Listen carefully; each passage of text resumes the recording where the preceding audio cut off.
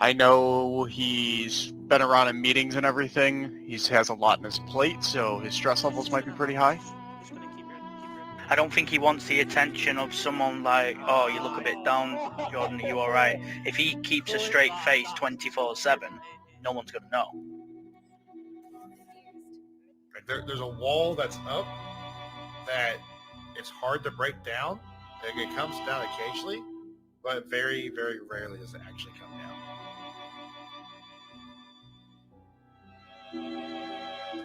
He definitely hides a lot.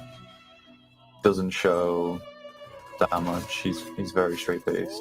Very straight faced. He doesn't seek that mental help. He seems physically okay, but he needs that mental push. I have noticed that he drops into voice calls, and I think he just needs somebody to talk to. Because he's in such a high position, I think he feels as if he needs to put a brave face on in front of everybody. He needs to sort of like stay strong for the organisation. I don't think he realises how many people are here to support him.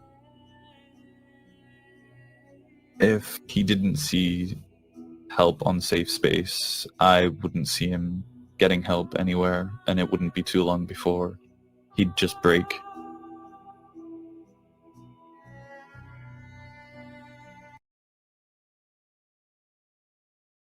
After the COD days, Jordan, feeling isolated and wondering what to do next, having a previous darts career going by the name of the Lone Wolf, that blended together with his gamer tag, WickedJ96, and the passion to pursue something in the gaming space, he concocted a plan and numerous amounts of paperwork to finally give us a gaming organisation called the Wicked Wolves Gaming. As a fresh new org was starting to get its own feet, with a truly dedicated comp players and talented streamers, Wicked Wolves began to skyrocket, becoming a name for itself. Within a space of a year, Wolves was doing incredible, but as it looks great from the outside, no one knows what happens behind closed doors. Sabotage, paranoia, threats, and an attempt on his own life. In a safe space, we get the inside scoop from the man in the middle of the chaos. But how much will he hold on to? Or will he give himself the ability to finally let go? Yo, ladies and gentlemen, how's it going? Welcome to Kryptic's first ever OhHeyGaymer's safe space. Wow, back for a season 2. Wildness. This is wildness. So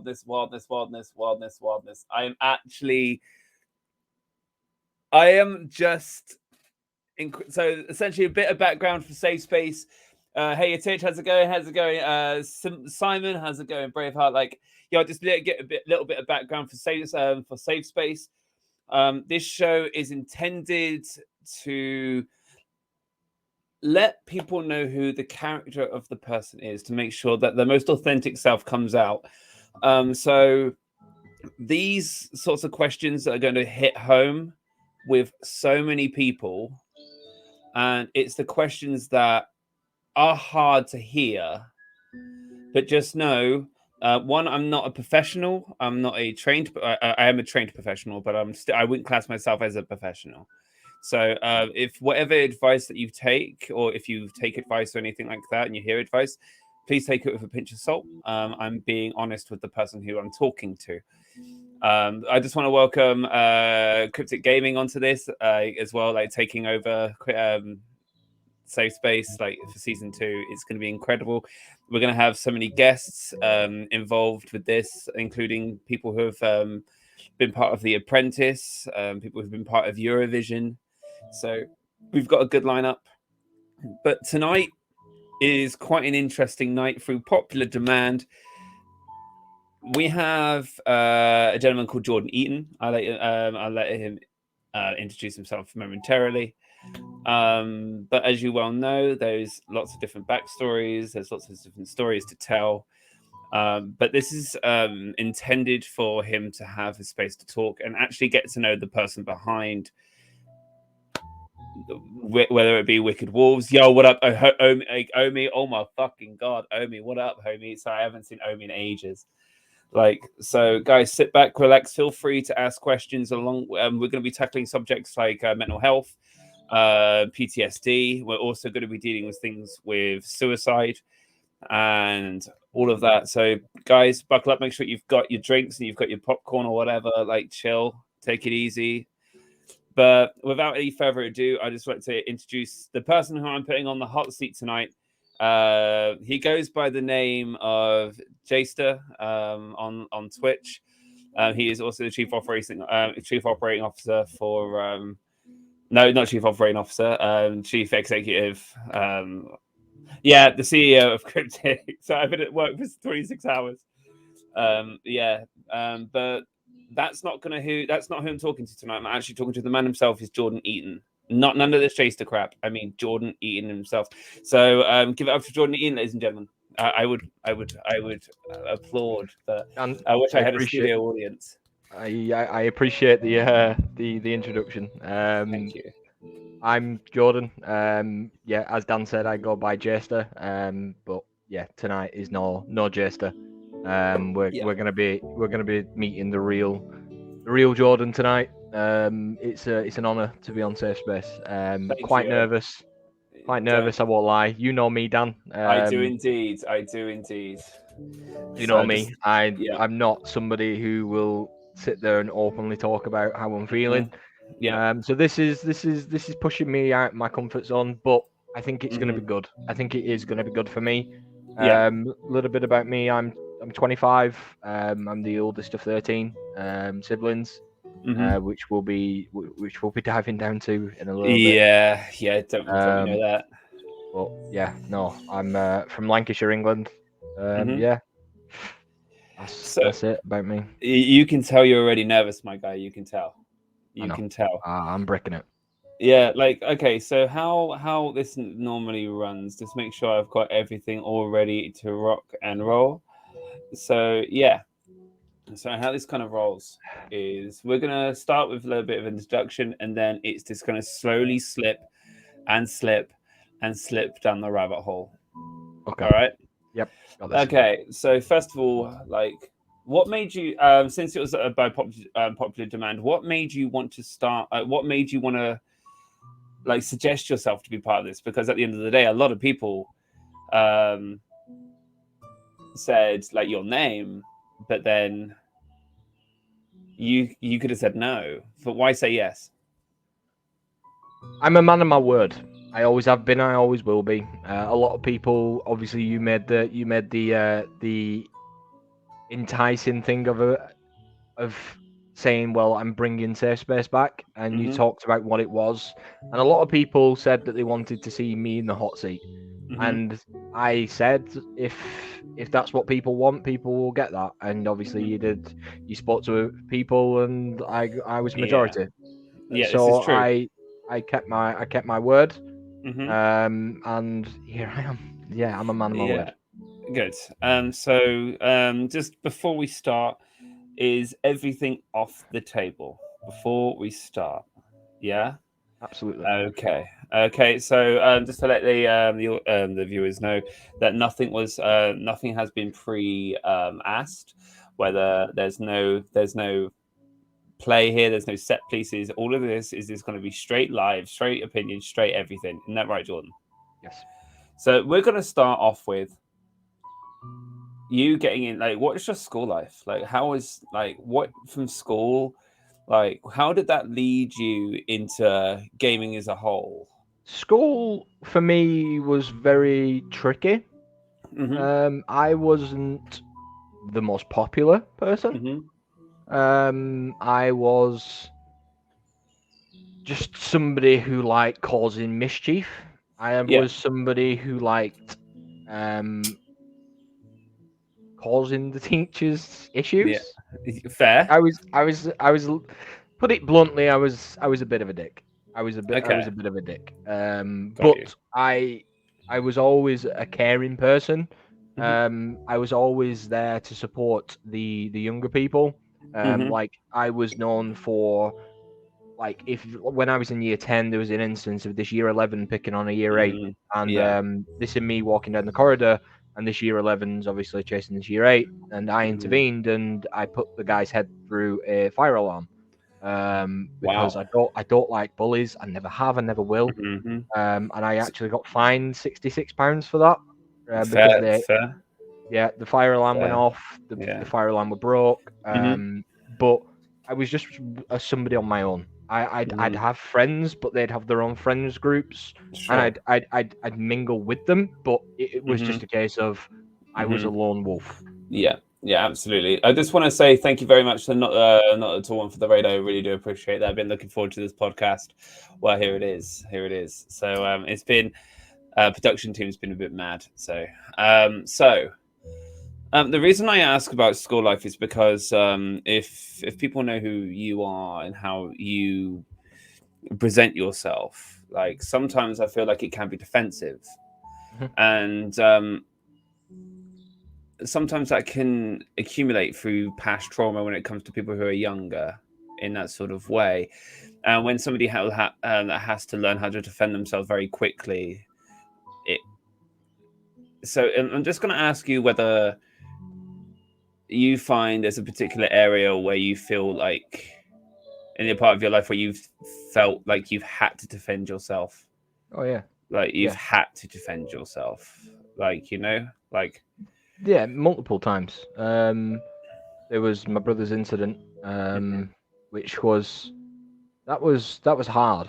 That was put it this way. You see an incident. So for obviously people that don't know, my brother was the age of 14. We're just going to stop that right there, Mr. Jordan. Oh, we're stopping that right there. Yeah, we're stopping that right now. And because that there has a whole different particular situation. Yeah. What I'm referencing, so before I'm doing this sort of stuff, I'm doing some research, obviously. We're not going to talk about wolves yet, but that will be very shortly next. I'm kind of hinting at your COD days. Okay. Like, is there any bit like? Let's start that. So, you tell me a bit about your COD days and how that led to where you are now. So, COD for me was when I wasn't a very sociable person. Every time I finished school, whether I'd either be going out playing darts or I'd be going home playing Call of Duty. And initially, I didn't plan on going into Call of Duty. I was a big fan of zombies. And this was back in Black Ops 2. Me and my little brother was obsessed, and I mean obsessed. We did Mob of the Dead. We did it for 36 hours. We literally Mob of the Dead for 36 hours. We literally, we paused it, turned the TV off because it was at that time where you could turn it where your Xbox never turned off. Went to school, come back, had food, played until bedtime. Like, literally, that is what we did. And we got to around 212, which was a world record for like 3 weeks. Bloody hell! And then I got picked up by an organization to play. We got that picked up. I got picked up by an organization, played zombies for them, just trying to push like records and stuff like that. And then I went into COD. Purely by accident as a substitute, because everybody plays a bit of multiplayer, and we did that. But no, I enjoyed my COD days. I really I miss it. So, what made you leave? Like, honestly, straight, like, because at the end of the day, like, if you know anybody from if you were part of the Wicked Wars or like Kryptic or anything like that, or anybody who knows you as an individual, you do reference it quite a lot, and it feels like you miss it. It's honestly, whether I was playing COD, whether I was playing Apex, I don't think it was the game. I think it was the team mentality, because I felt a part of something bigger, and it was a case of you all had to be on the same level.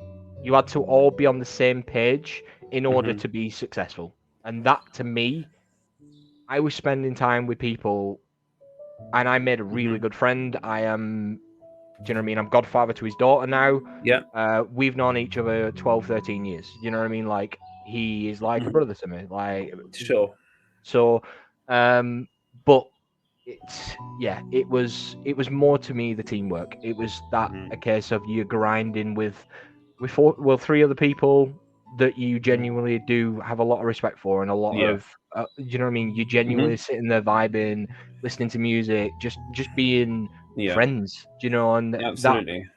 some people come, some people go. It is what it is. You know what I mean? That's just esports. That's just esports. Yeah. That's just esports. But to me, it was the team dynamic. Aye. Okay. So before we go a little bit more into that, because I'm going to ask you a bit of a private question upon that, and after doing some research and stuff like that, and stuff. But guy, I just want to say a little shout out to It's Sportsy. I see him in the chat there. He was the original member, showrunner for this particular series of OhHeyGaymer. He was my first guest. Nice. He's a very, very good guy. Like, he's amazing. If anybody can, just drop him a follow. He's absolutely insane. One of my good friends from Washington, DC. So just to get a little bit of that, and thank you everybody for joining the chat. And guys, just know, ask anything you like. There is nothing that is offensive right now. Obviously, to a limit, but go ahead. If you feel like you want to ask this man a question, fire away. Honestly, this is what this is about.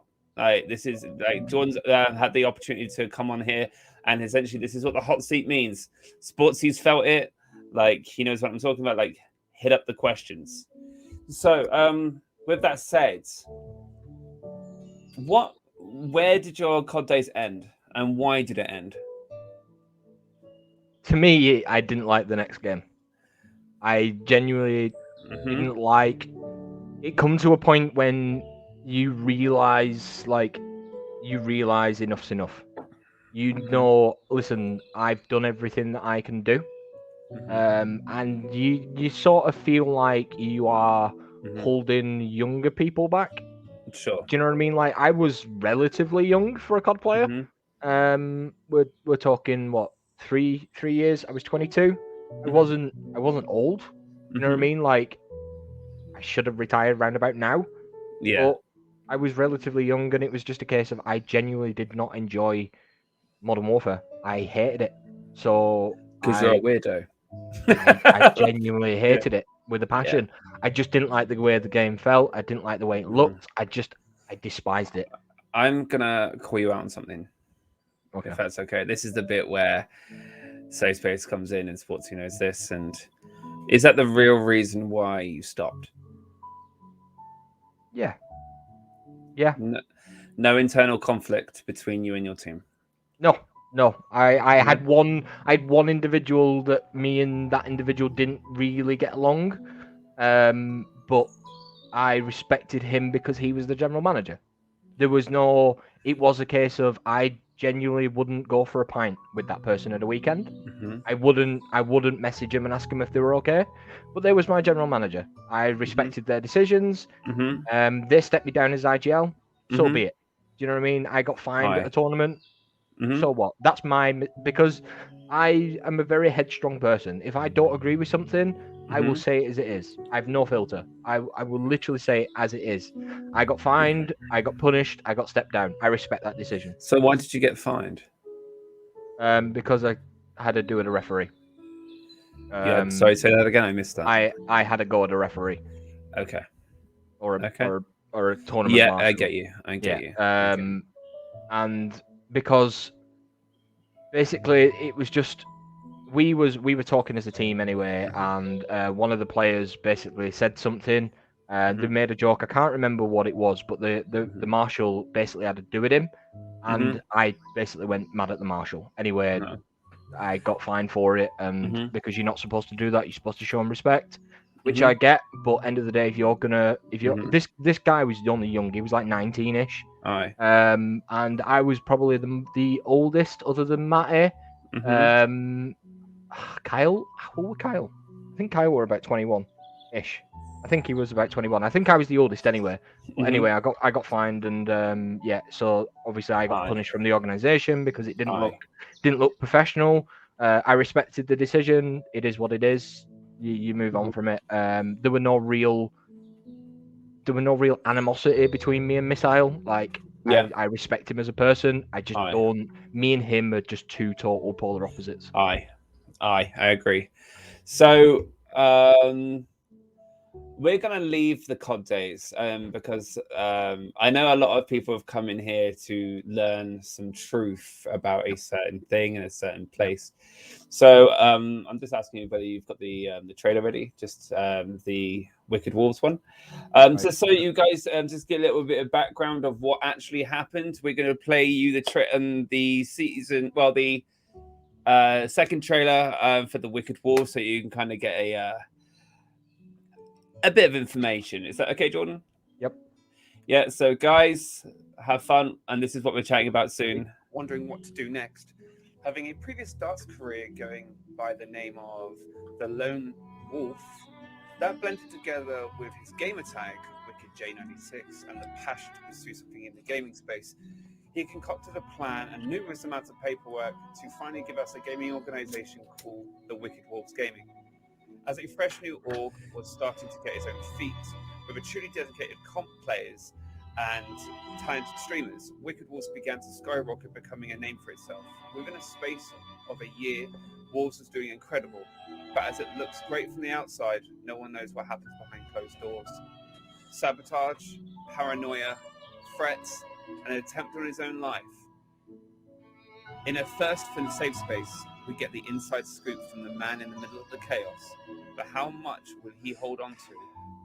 Or will he give himself the ability to finally let go? Woo! This is gonna be a toughie. This one's gonna be a toughie. This is a tough one. This is gonna be a toughie. Right. Bring back anyone you see there. Bring back some familiar faces. Yep, everyone. Yeah. You miss it? I miss WWG days. I genuinely miss it. Yeah. Yeah. There's a couple of people that have gone on to do some incredible things, which I'm very, very proud of. Magic, for example, he's now head coach of Team War. Nice. When we picked him up, he was, do you know what I mean? He wasn't anybody. He was literally somebody playing GBs, and now he's head coach of Team War. Mm-hmm. There you go. So, what made you want to build Wolves in the first place? Gaming was my passion. Gaming was my escape, and I felt when I retired that it left a hole in me, and it was, I wanted to give young people and people that have not necessarily had an opportunity to experience an esports organization or a community or whatever you want to call it, or a team. But I wanted to make something where anybody would be accepted, anybody would feel welcome. Listen, we made mistakes. I will be the first one to hold my hands up and say, I will be the first one to hold my hands up and say that mistakes were made. But we did a lot of great things. Yeah, we made 500 people affiliate. 500? We made 500 people affiliate. Wow. 500 people? 500 people. In the 2.5 years that it was open, we made 500 people affiliate. And if you remember, we actually made one person qualify for partner. Like mad. We did great things. Yeah, we did. I just want to read out a comment. So guys, don't forget, I've got me and Jordan have got the comments out as well. Like that, so we'll be reading stuff out. I've just got Sportsy coming in here with. I've been in a position in which either your race, age, or orientation, but you in a position with your what's that in the position? Sorry, I need to start that again. Have you ever been in a position in which either your race, age, orientation, or ECT put you in a position with your team, and if so, how did you handle it? For me, I've been judged before in this in some social sports, not because I'm gay, because I'm gay and a person of color, and the team really pushed me aside for that reason in the LGBT social sports league. So, is there any point where you've been put into a position where race or age has been discriminated against? I've not personally, but I have witnessed it. Okay. Which is why I hold zero tolerance in my team. for Yeah. anything of anybody being. We always talk about quality. We don't care about the person's race. We don't the age, the orientation, nothing of that, because we're big ambassadors in the LGBTQ scene. I can't say that because it's fine, don't worry. absolutely a mouthful Yeah, for you me. tongue tie. Every single time Yep, you tongue tie. every time. Yeah. But do you know what I mean? We did the podcast raising awareness. Yeah. I know Pride Month is not only for a month; it is all year round. Facts. But I've seen it happen to other people, being passed over for IGL positions, first team positions, just because the individual that was in charge didn't agree with what they stood for, or what they looked like, or how old they was. Got it. That's good. That's good. Like again, thank you very much, Sportsy, for that question. Thank you. Great and guys, question. keep questions coming in, guys. This is your opportunity to ask Jordan what the hell you want without any circumstance, because I'm gonna be asking shit now, and I'm gonna be fired for the next 2 minutes. Okay, so we're gonna move back onto Wolves because I know that's gonna be a hot topic tonight. With the Wolves, just a little bit of background. I joined Wolves within the first year. Is that right? First year? Yep. Yeah, first half of the first year or something like that. I'll have to say straight off the bat, first gaming organization, somebody internally invited me, and then I had the recruitment meeting with Rev, which we'll move on to later, and stuff like that. And it was just a really nice community and stuff like that. It was just nothing. It was nice and friendly. It was what it was. So I want to bring on a question that I've been wanting to ask you for a while. Okay. But I've always been too scared to ask. Now's your time. Why do you use your voice in such a high elevated version when you're in like meetings and like obviously you have to have some sort of like you have to have like some almost like assertiveness to make sure that the structure of the business goes well, but I don't know why you feel like you would have to almost raise your voice in that perspective. I know you don't particularly do that now, and which you've learned from that. Why do you think you did that at the start? Like it almost felt like you were.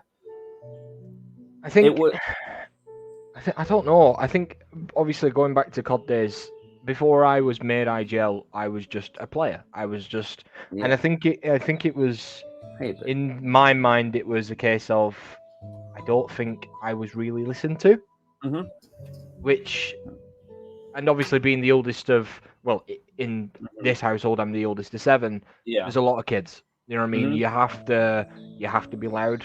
Do you know what I mean? To speak to each other, because it's a loud house. Like, let's put it that way. Now, obviously, the years have got on and everybody's got older. It's a lot more mellow now. But back then, when I was a teenager, and you've got 2 10-year-olds running around, you've got a 7-year-old, you've got, you know what I mean? It's a case of when you're trying to get like, you're trying to ask your mum a favor. Do you know what I mean? Like, can I have £2 to go to the shop? It was I had to be a lot louder. So I think in a situation like that, for me, I think it was a case of I thought in my head that I need to be loud to be heard. Sure. I know that that's not the case now, because people are going to listen anyway. Yeah, like I think the reason why I'm asking this is because, like, obviously I know you. There's a lot of people in this chat who know you, and there's lots of people who don't know you. Yep. And I feel like sometimes that you're more sensitive than you let on, and sometimes that raising your voice is sometimes, like you say, something that you've had to deal with for the whole of your life, right? And a lot of people see that as anger. Yeah, like if we go back into the Wolves, like a lot of people were intimidated by you, and I don't think that's your character. No, I don't think that's your character at all. No, I think I've always separated me as Jordan and the person that's like Jayster, for example. I've always separated them two, because I tell you something, like you could literally flip a coin and you could easily tell one from another. because Yeah. me as Jordan, like I'm shy. Do you know what I mean? Like Mhm. you'll meet me in person, I am shy. Like Yeah. it takes me half an hour to get Mhm. like open up. Do you know what I mean? If I'm in a big situation, but Jayster's not, and to me it's two different people. Mhm. I've always said that, but Yeah. I take a lot. I wear my heart on my sleeve. Jordan will Mhm. always wear his heart on his sleeve. When people are posting nasty things on Twitter and Facebook, and Mhm. Jordan's hurt, Mhm. but Jayster's like it's business. Yeah, I get that. I That's get just that. the business. Yeah, yeah, it's true. I'm just reading a comment from Gaz the Viking coming in here. Jason sounds angry sometimes because he cares that much about what he's doing. It's not anger, it's passion coming to that. Jason is saying, I agree, Gaz. And Brave. So I don't know where if people see it. My cat did come in and now it's behind my television.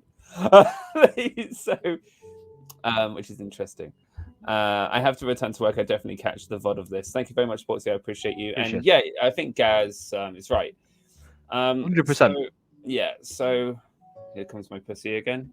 Please bear this in mind. This is going to be Oh, you a had to, thing. didn't you?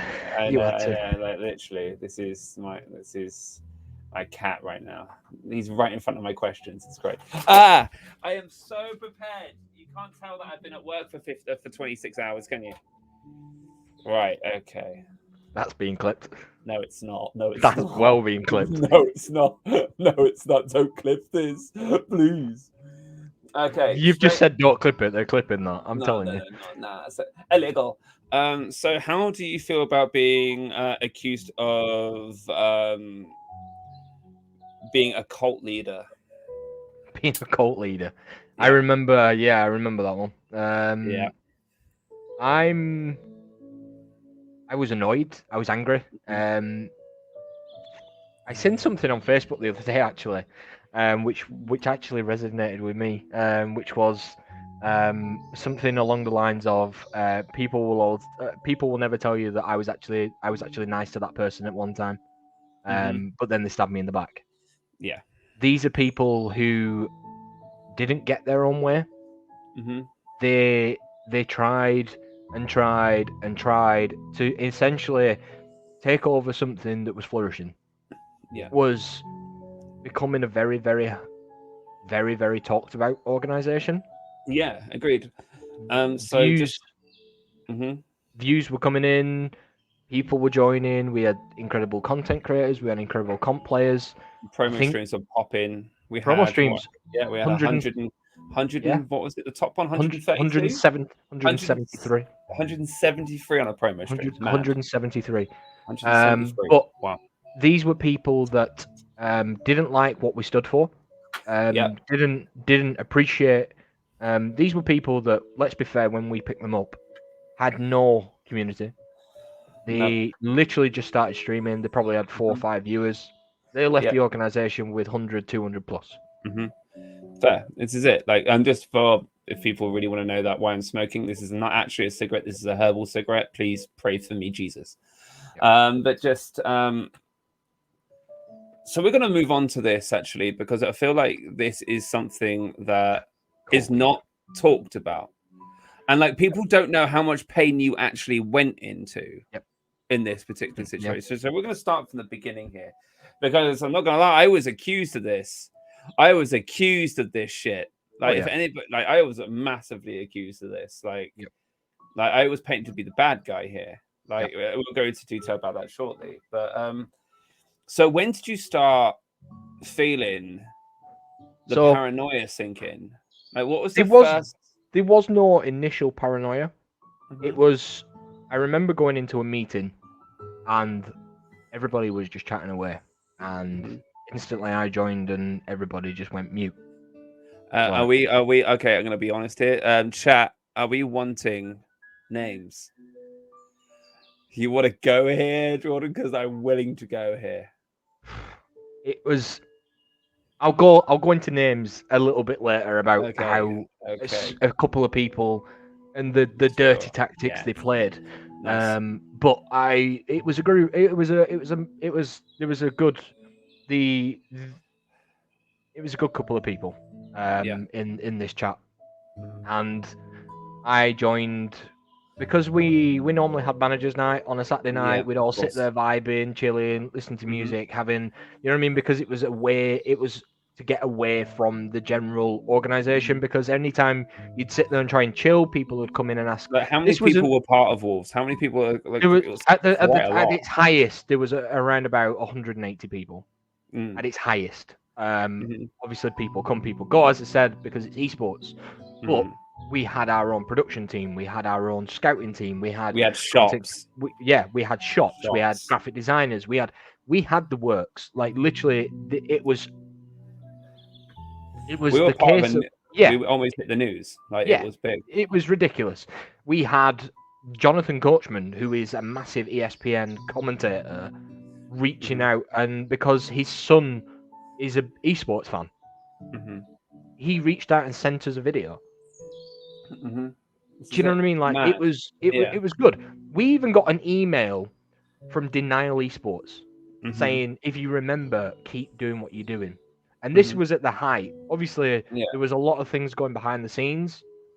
I put people into positions I shouldn't have done because Were you naive to the business roles? Were you Yeah. because this was your first CEO position, wasn't it? yeah, I'd done coaching, I'd done Yeah. a bit of, you know what I mean, GMing, but I've not run an organization Yeah. before. Mhm. I'd helped out and stuff like that, but I'd Mhm. never experienced that, and I wanted to.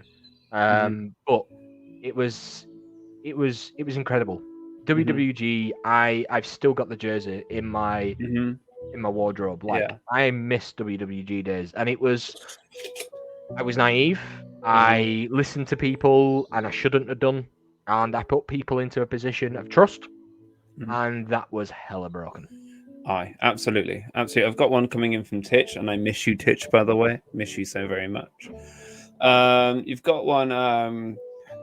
Being the eldest of 7 myself, I understand the feeling of feeling like you need to be loud and to be heard. Yep. Do you find now it's hard to open up, but not because not being shy, but as a result of not being heard as a kid? That's a great question, Titch. That's a phenomenal That's question. a great fucking question. I don't know. That's a tough one, you know. That's a great question. You that can is a tell great she was question. in my counselling course. Yeah. You can tell, can't you? Like...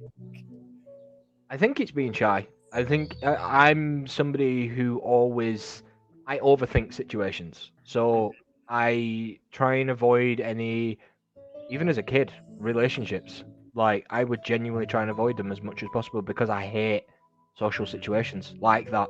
So that's why I'm very shy, and do you know what I mean? So I've got better as I've got older, but yeah, it was like, yeah, I'd say shy is. Were you ever bullied by your brothers? No, No, I never? terrorize them. Oh, Yeah. fantastic. Beautiful. Yeah. Beautiful. Okay. Just reading up, coming up from Jayster as well, that he still has the bespoke hoodie. I got that. I've got mine as well. Yeah, there you go. So again, I'm gonna go for a little bit of a hard question. When did you start feeling that the betrayal was coming? We'll go into a bit what the betrayal was.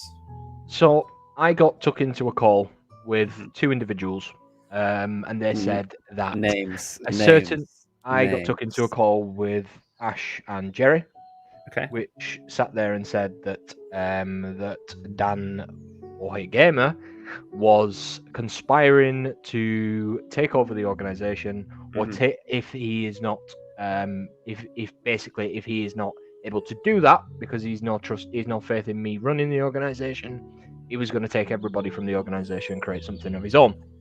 I obviously took this. In his case, it was a case of Dan was shunned out. Because obviously these were 2 of my trusted advisors.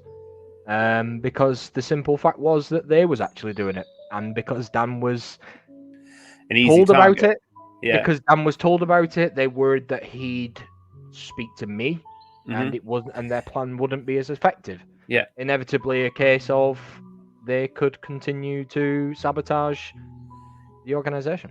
yeah, this is it. So to go into a little bit more detail about that, just because what they didn't know is that I had a conversation with you whether I wanted to go to a different organization, which was Rise back in the day. And that's already been, so that was already from that. But it was a case of like, I knew it was going to happen. I just knew it was going to happen, and I didn't want to be a piece of it. And it was the case that I said that, and they didn't like it. Yep. I've got a. I'll go into a little bit more about it in a second, because then we're going to move on to a bit of Arcane Fox stuff, because I think that's a tough one to talk about too, and this is what it is. By the way, guys, just so you're aware, if you are watching and used to be part of Arcane Fox or Wicked Wars and stuff like that, we're not directly trying to offend you. No. This is basically talking about how it's actually going down. Yeah. You know. No. Yeah, There's people we know was like dragged into the situation exactly unwillingly.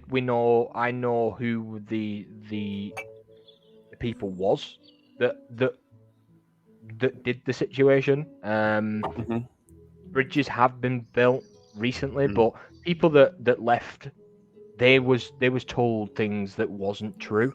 I've got people in the organization that was in WWG exactly went over to TAF because they were told a load of shit. Like I won't mention them because I've got a lot of respect and a lot of love for them, and I don't want to sit there and say that. Do you know what I mean? Because they was told a pack of lies, and I do not, to this day, do not blame them. Because if I was a member and I got told that, I would have done exactly the same situation. Yeah. I would have done the exact same situation. Yeah, this is it. So it's a case of like, so when did you think, like, when you found, because I had left at this point. Yeah. Yep. Like I left at this point. And I didn't know too much until I became a target. When I didn't know about it, I didn't know. And Sportsy will cover this. And Sportsy Saki from Rise, I dealt with, but we'll move on to that slightly later. But like, when did you feel like the day was going to come where, if you want to go into some detail of what actually happened to enlighten the people? So I went on leave because my head was everywhere. I just weren't enjoying myself. I was fed this bullshit story about an individual's auntie or something that was a multi-millionaire wanting to sponsor the organization, and inevitably they use that to. Well, put it this way: this is some of the awful tactics that we've used. Is I was took into a call with an individual, and there was like, how do you think the organization's going? Where do you think the managers can improve? What do you think about this manager, this manager, this manager? And I've always been one. Anybody that speaks to me on a daily basis will tell you I will talk in a shit sandwich. I'll give you something good, bad, good. I never finish on a negative, ever.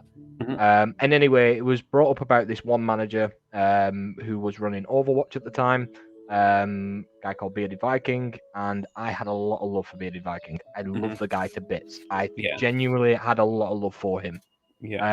And they basically recorded me saying, I said he's a great manager. He's got a great heart. However, he's not attentive, but he's got a lot of passion. You know what I mean? And there was like, well, what could he do better? I just stated the fact of he's somebody that suffered with his health, which I was very, very concerned about. And I said, listen, he needs to focus more on his health. You know what I mean? And they recorded that and they sent it to him without my knowledge. That's wild. Saying that I was slagging him off when actually the question was asked to me. So it was. Declan, thank you, Declan OMD for the raid. I appreciate you. Welcome, raiders. Welcome. So that was the turning point. Yep. Right, and I noticed, because I know that you were still in contact with me. Yep. Like, because I know that you didn't. I said to you from the beginning, like, I have no idea what the fuck is going on. Like, I was on my own shit. Like, you know what I mean? Like, and I remember. So I'm getting DMs right now about this Yep. situation. Like, but yeah, so it's a case of like, I really noticed your paranoia was going through the fucking roof. It was. It was. The turning point was when I got a message from Jamie, who is the CEO of Gamers Apparel, Mhm. with a. I remember helping one individual. I'm not going to mention his name, but he'd not had any food in his house. Him and his missus were struggling to eat. I remember sending him a pizza Mhm. because that is the sort of person I am. Like me and you used to do it all the time. Yeah, all the time. And I got a message and I was like, this person, are they, what's going on? I was like, why? They've requested a refund on their jerseys. Okay. Odd. So anyway, I went into a conversation with him. He's like, yeah, they've said that they're no longer part of you guys anymore. At this point, they were still in the server. Yeah. They were still in the Discord server. Yeah, sure. Everything was fine. I was on leave. Do you know what I mean? Mhm. John Sampson, who was my my second in command at the time, had taken over with Josh Edwards. Big mistake. Anyway, so it was. I genuinely can't stand that guy. Okay. With a passion. Mhm. Snake. That's all I'm saying. I'd rather be bitten by a cobra than speak to that guy. But he basically told me about these individuals that basically requested refunds on jerseys.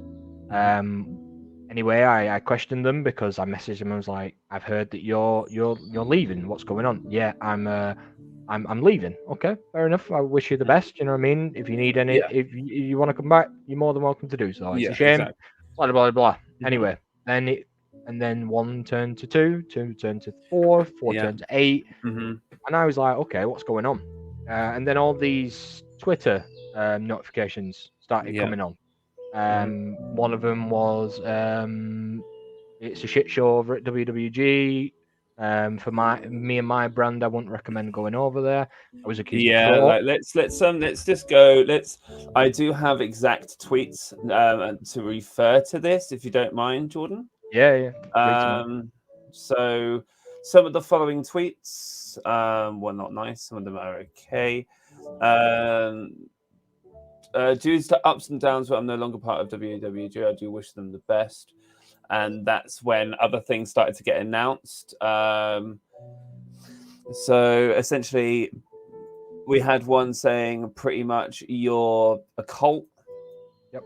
Like you had one where you were bullying people into positions. You had get your head out the sand. Like there were so many. Didn't you receive a death threat? Yep. Like yeah. I got a phone call from somebody in America saying don't come to America. Otherwise you'll be shot dead. Mad. So, an inside source tells me that when this is all happening, like, so obviously a new organization was born from half of your organization. 3/4. 3/4, yeah. There was I'm not saying stolen.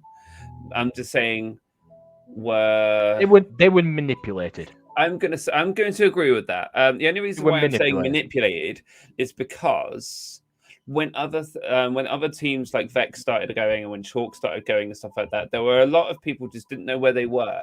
Yep. So obviously this new one, like exactly, Jayster said, lied to and falsely led. Exactly. Dead Red said, it's interesting hearing you guys have come from where you are now.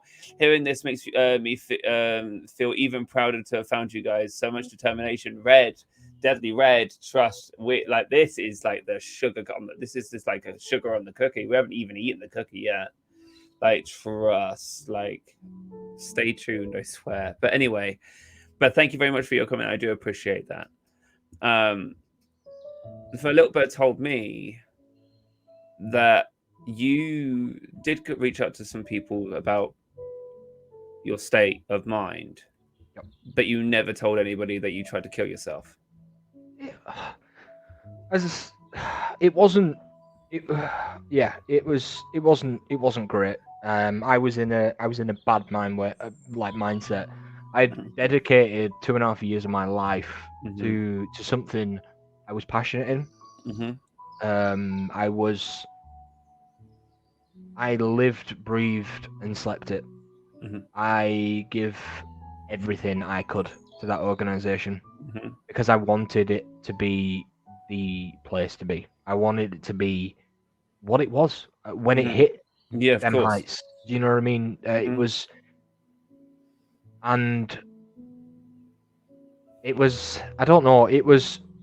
I was just in a really bad way to think that No, I'm going to stop you there, Jordan. Like that, you're trying to defend it. You're not. You're trying to justify an emotion. How bad were you, my guy? I was a wreck. I was a wreck. I had to go off work. I went to the shop and bought over a 6-day period. I bought a packet of ibuprofen and paracetamol every single day for 6 days. This is how much I planned it, and I had 2 bottles of Southern Comfort, and I was sat there with the pills in my hand.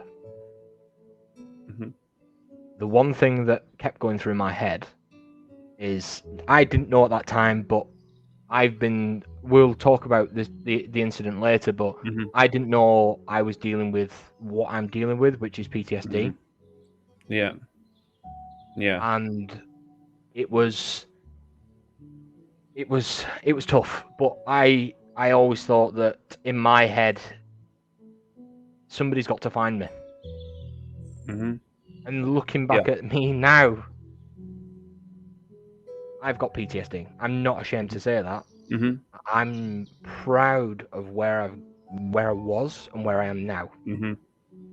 This is it. And the fact is, that could have given one of them guys upstairs what I've got now. It's all right.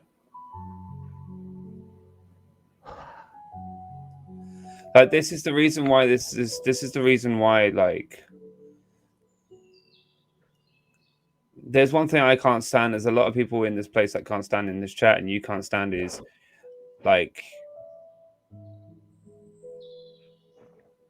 people really underestimate the shit when you pull something away from someone who they've put almost their whole security blanket on and treated it like a piece of dirt and took it away from somebody unwillingly without even asking if you're okay is mental.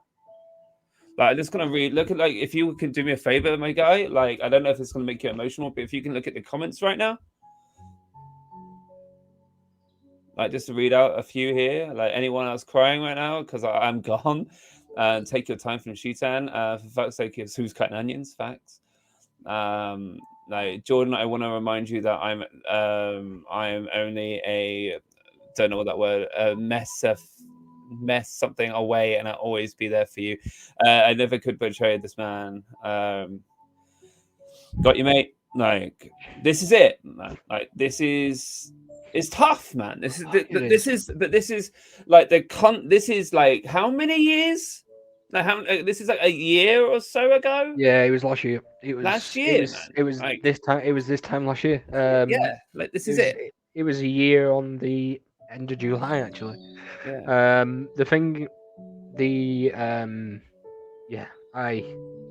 I couldn't, because like I said, I could never. I adore my brothers and sisters. Like, I love them to bits. I love my family. Everything I do is for them. I will. And the thought of them potentially finding me scared me, disgusted me, because I could never pass that guilt on. It's like a domino. PTSD is like a domino reaction, and if you do what I was planning to do for 6 days, you're only going to infect somebody with that. PTSD is not infectious until you do what I was planning to do. and that would have scarred whether it was my mum, whether it was my stepdad, sorry, my dad, whether it was my brothers or sisters. It would have harmed them seriously. And I didn't. It wasn't WWG that caused PTSD, but it was a trigger. It was a trigger because I think it was a coping mechanism. It gave me something to focus on, and that was just taken away like that. Yeah. Like, and that, I think that's the thing that a lot of people, when that was, I'm just going to use Jayster's word of phrasing because I think it's actually quite a good word and phrasing here, and I appreciate Jayster's language. Wasn't it led? Let me just falsely lied to and falsely led into right. But this is the meaning when people get greedy over something, right? Like, they don't understand how hurt somebody else is going to be, and to be snaky on that point of view. This is the reason why I didn't say anything out loud. Like, Jordan, you didn't really say anything out loud. Let's be real, because I took my Twitter down. I created a new. I weren't a new Facebook. I created a new Instagram. I created a new WhatsApp. I changed my number. Yeah, all sorts. Mad. Like, they were threatening you with like let's go into a little bit more detail here. Like, they were threatening you with like essentially you being naive to business sometimes. Like, when that sort of thing where sometimes I got accused of fraud. Yeah, you got accused of fraud. I got accused of fraud. I got accused of defrauding people. So there was an accusation going around that anyway, we did a GoFundMe for 30 quid because we did so Gamers Apparel, you can pay £250 and you can get your own merchandise made. And do you know what? They experienced, big shout out to Gamers Apparel, because do you know what? They've been so supportive through the WWG and the KG time. But you pay £250 and £250 and you get your own shop, you get your own merch, stuff like that. And it was a case of I had £220 and I did a GoFundMe for 30 quid. Anyway, there was an accusation going around that I got the £30 and I placed an order for the medium one, which was like 130. And it's like, if people would have actually thought about that, the only person I was defrauding was myself. This is it. And another thing I just want to bring up as well, like Jayster did making a point here, is like, we got told that the org was never registered and had no intentions to be. Okay, so I just want to clear something up here. If I'm wrong by this, Jordan, just let me know. Yeah. Because I got the piece of information the night of, when everyone left, right? With the night of, right? And I went around and said, why are people leaving? And I didn't get really the scoop of everything, but then I found out that it wasn't registered, right? So in my head,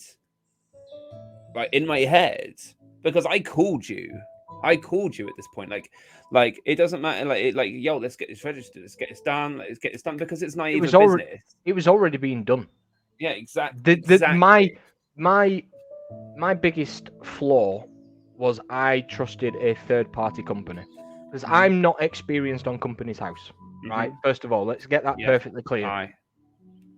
I went to a third-party company, which takes a little bit longer because they do everything for you. But because I remember sending you the screenshots of, I've paid for this, and I got so much extra. So I got I got my own company's address, I got forward mailing, stuff like, you got extras anyway, and it just made more sense for the organization. The individual basically just went, I'm not going to wait a couple of days, or well, it was 3 weeks lead time. It just went on Company's House, paid the 12 quid. So it made us look even worse. Even though I had proof there that it is pending. Yeah, and that document was shown just to get some leeway. It was shown to everyone, along with me, who also contacted a friend of mine who is a lawyer, which would stand fact. So, as I know we can't prove that, but it was just a case anyway. But oh, like, thank you for the. There's some bits going on. I'm just gonna get into the chat right now. Oh my, a hype train, guys! If you're feeling it, if you're feeling special right now, like I just like if you're feeling rather special right now and you fancy getting this hype train going, you're more than welcome to. Is this Cryptic Channel's first hype train? Yeah. There you go. So we've got Declan coming with some bits as well. Like, much love to Jay. You brought us all here together and make sure I speak to, for all in. I'm saying that we got your back and we all are so thankful for everything you did and you do for us. This is it. Like, and this is not just, this is, I just want to bear this in mind. And Jordan did say this to me. Guys, appreciate the hype train. Let's go. GG's everyone. Let's go.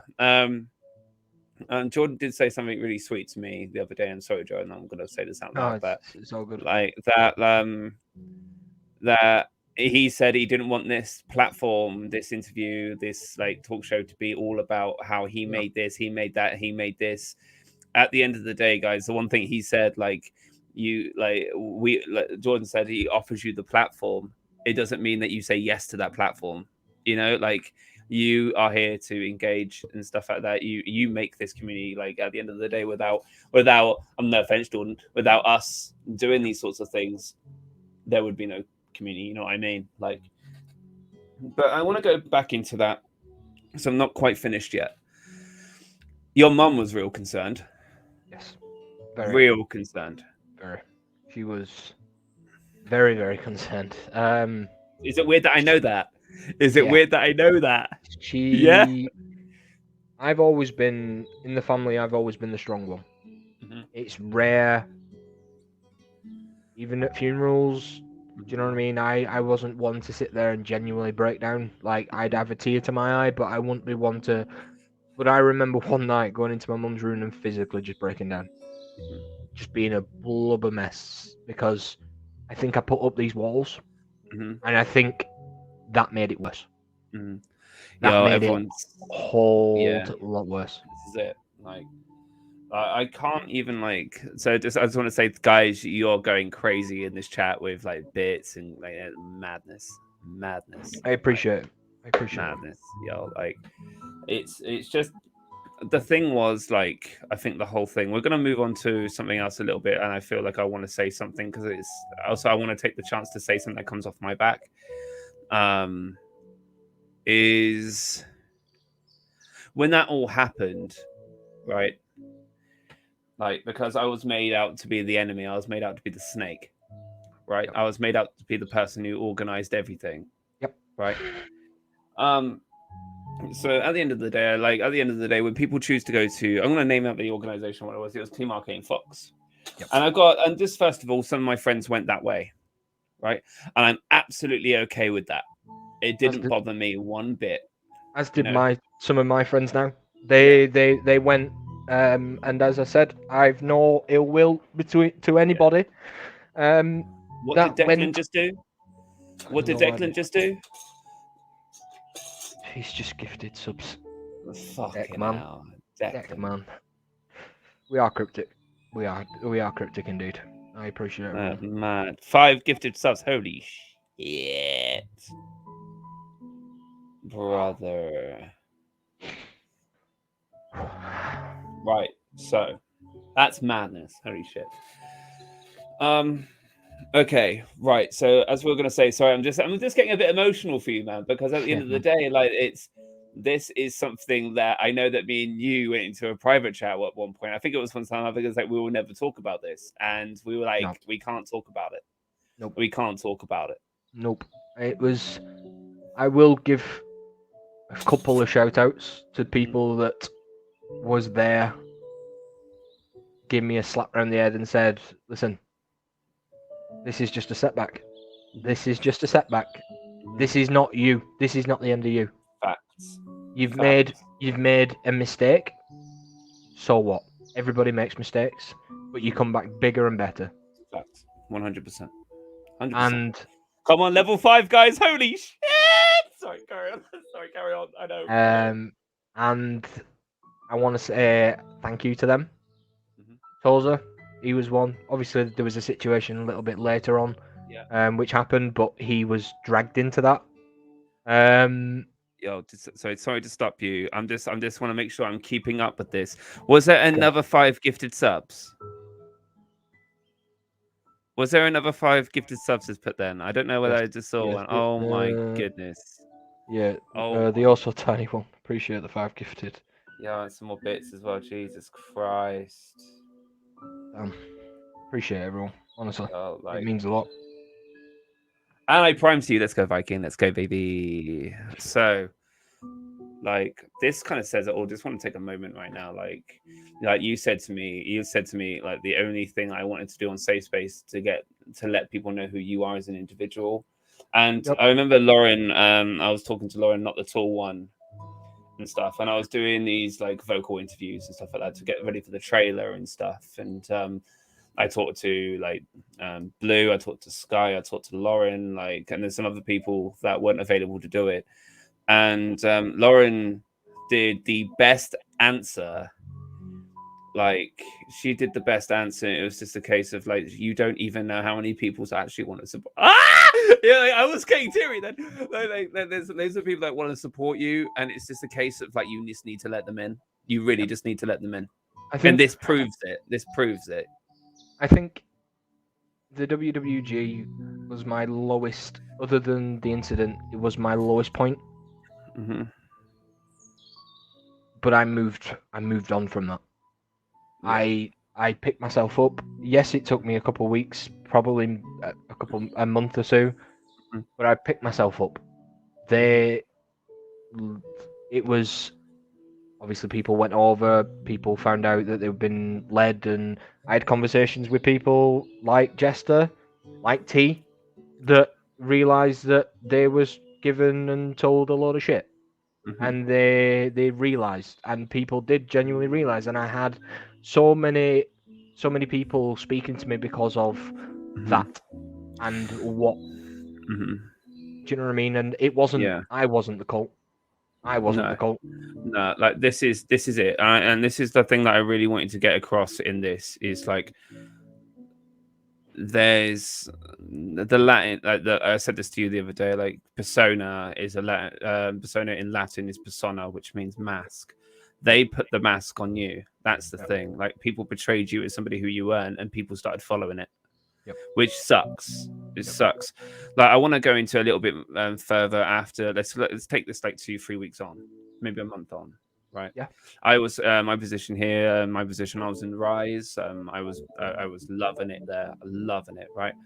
And then I had people messaging me on Twitter, like saying, like, "Yo, be part of Arcane Fox. Like, come join. Like, people want you in. Like, oh my god, like, I don't want this." Like, and I had a friend of mine who like come like, "Yo, we need your help in this. We need your help." Like, and then I had a call with the owner of Arcane Fox, the person that actually did this, and going like, "I don't think it would be okay for Arcane Fox." I'm like, I never asked to be there in the first place. Like, yo, I never wanted to do it in the first place, my guy. Like, and then like, I reached out to my partner is currently in there, and I got so upset because a friend of mine committed suicide that same week, and I DM'd the top people in that group, and I said, "Yo, I'm not in a good place right now," because I had people coming at me left, right, and center saying like, "Yo, you should kill yourself." Like proper going for it, right? And I said, and I messaged him with a voicemail, right? And I said, "Can you just leave the abuse for 5 minutes? Because I'm not having a good time. I'm not having a good time." And you're going to tell me. So this is the sort of stuff that people didn't want to hear. Yep. You know, this is the sort of stuff I'm seeing. Oh, the tiny one, a legend. Oh my god, what have you done now? What have you done now? Thank you for the bits. 1,000 bits. What the? Is that 1,000 bits? Jesus Christ. I don't know. I don't know if I'm reading it. What did you do? What happened? Oh, so I found it. My girl. Like, I just want to reiterate, we're not coming at a particular situation, but this is how in depth it got.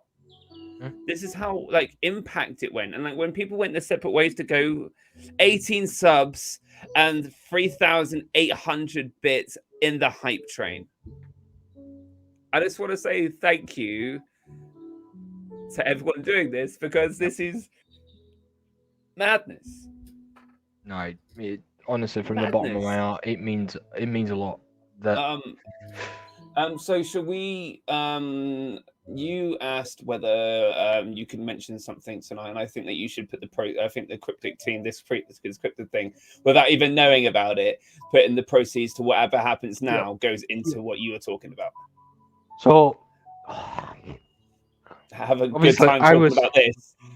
I was diagnosed with PTSD in February this year. I was put on meds. Hardest time sitting down with. She was a lovely woman called Joanna. But I was sat there preparing myself today to do this, and I read about one of the members from Ariana Grande's concert that was diagnosed with PTSD, who actually took her life on Friday. PTSD is a killer. It just kills. You question yourself. Think of it as you've got a backpack, an invisible backpack that you're walking around with. And every time you see something or you experience something, you're putting a rock in that backpack and you're carrying that around with you. Mm-hmm. Now try and be strong for your family. Try and be strong with your friends with your backpack on. And try and go to work. Try and smile. Mm-hmm. Try and make a living. And remembering the incident on a daily, nightly, a weekly basis.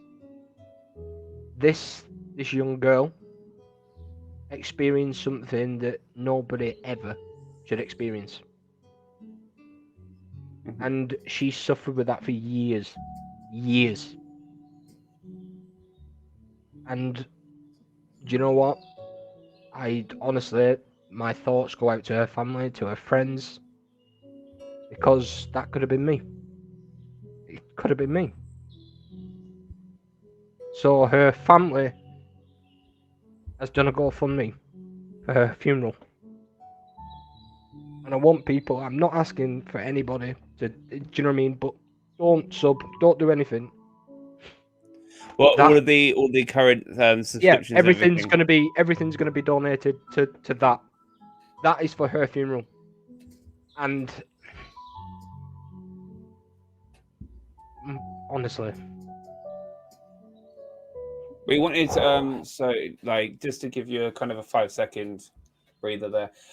So just so that GoFundMe page is going towards her funeral. She died on Friday.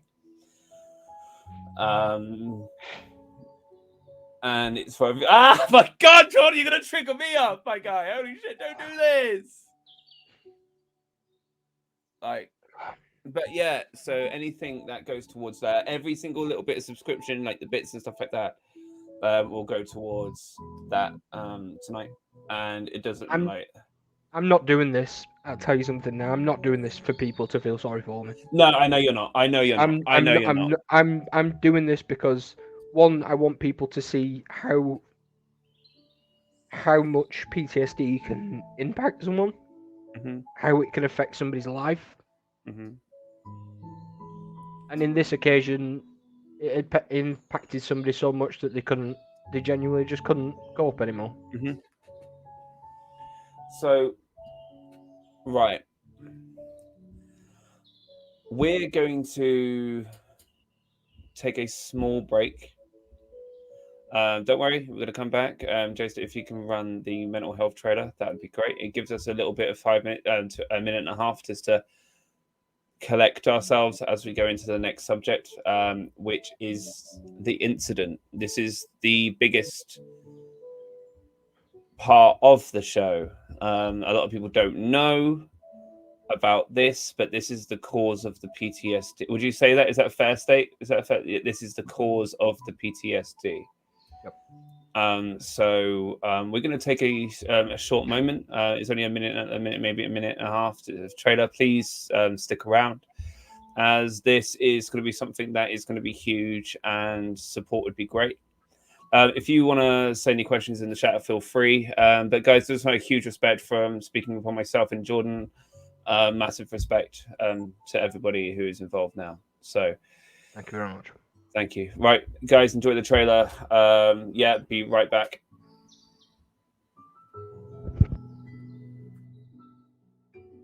I know he's been around in meetings and everything. He has a lot on his plate, so his stress levels might be pretty high.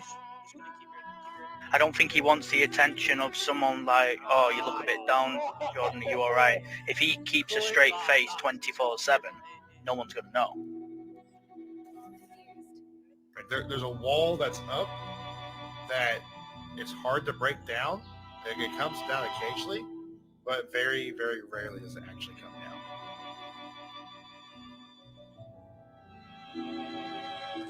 He definitely hides a lot. Doesn't show that much. He's very straight faced. Very straight faced.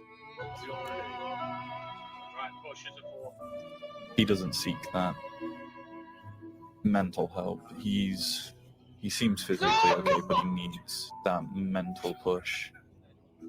I have noticed that he drops into voice calls, and I think he just needs somebody to talk to, because he's in such a high position. I think he feels as if he needs to put a brave face on in front of everybody. He needs to sort of like stay strong for the organisation. I don't think he realises how many people are here to support him. If he didn't see help on safe space, I wouldn't see him getting help anywhere, and it wouldn't be too long before he'd just break.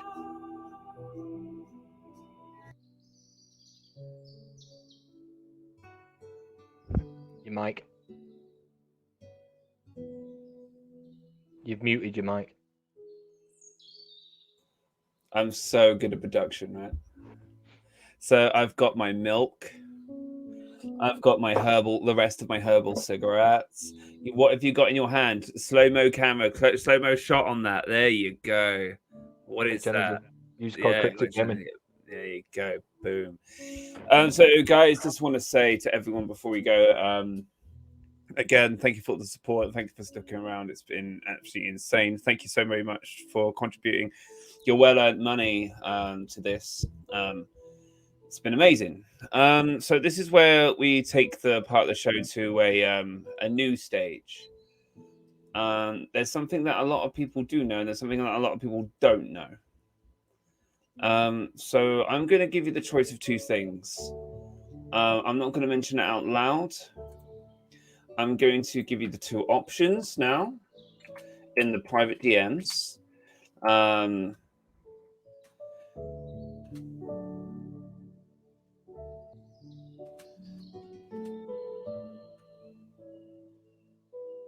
can't spell that word, but you know what I mean. Two was the biggest factor for me. Two was the biggest factor, but I feel like we should go into one at some point. Or We not. can Would dabble, or would that not? we can dabble, yeah. We can dabble. All right. So if I'm just going to do this as politely and as sensitive as I can, because I don't want to push you out of. You're already out of a massive comfort zone. I want to encourage you to go further, but in the nicest of ways. So I don't know whether you can get the article up. If you can. So yeah. A 9-year-old boy. Actually, I'm going to let you go into this, Jordan. So, I was 14. My brother was hit by a car. We was just all playing out as kids. Just all playing out. It was me, my two brothers, and their friends.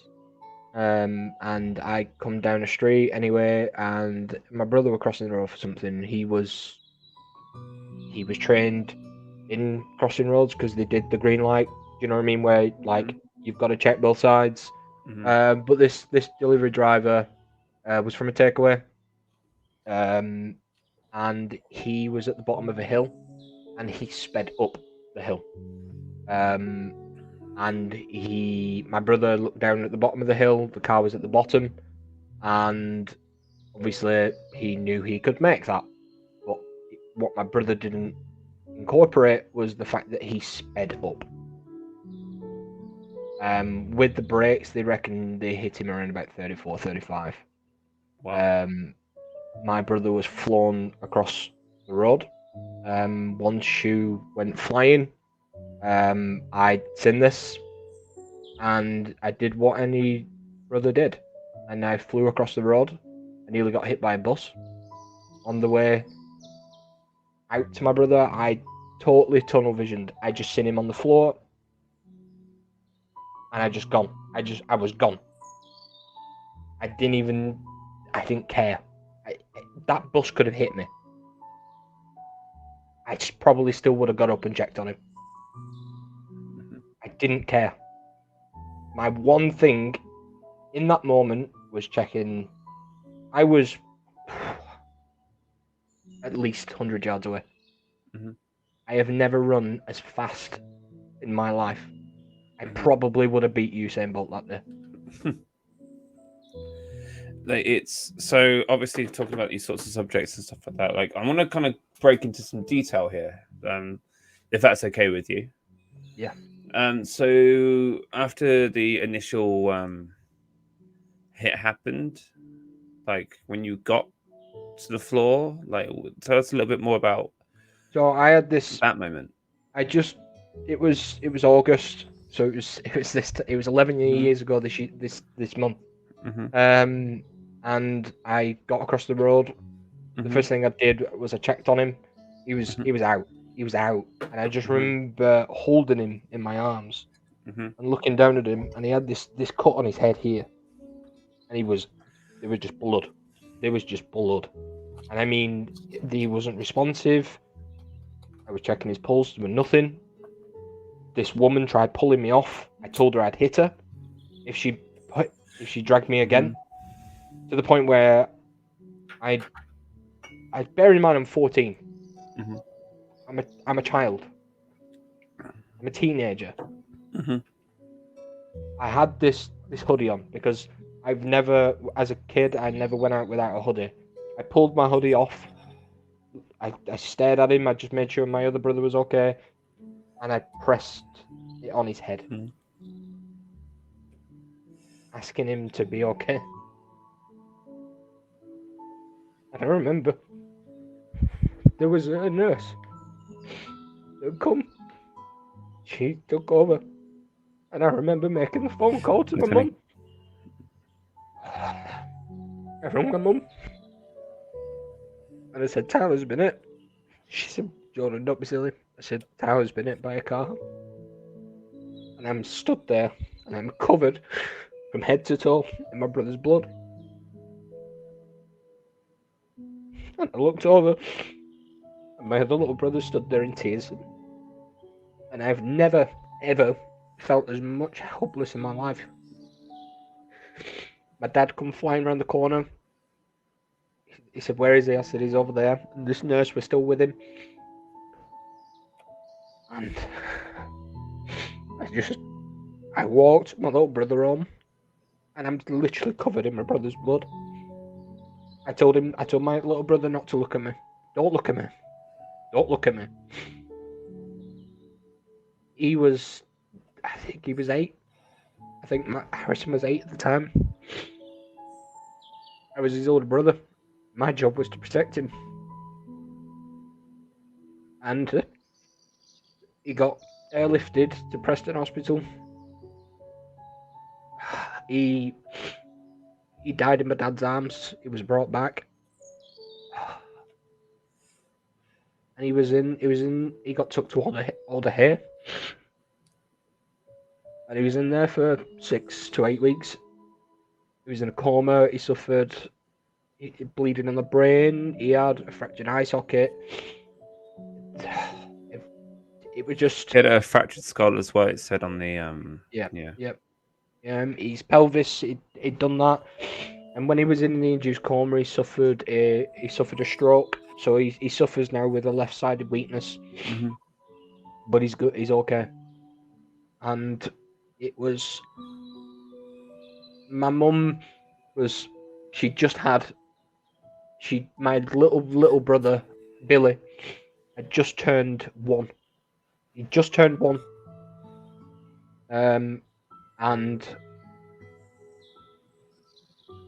it was so she was dealing with my dad went to stay with him at OhHey because they put him up in the Ronald McDonald house because obviously coming back forward Yeah. from Liverpool every Yeah.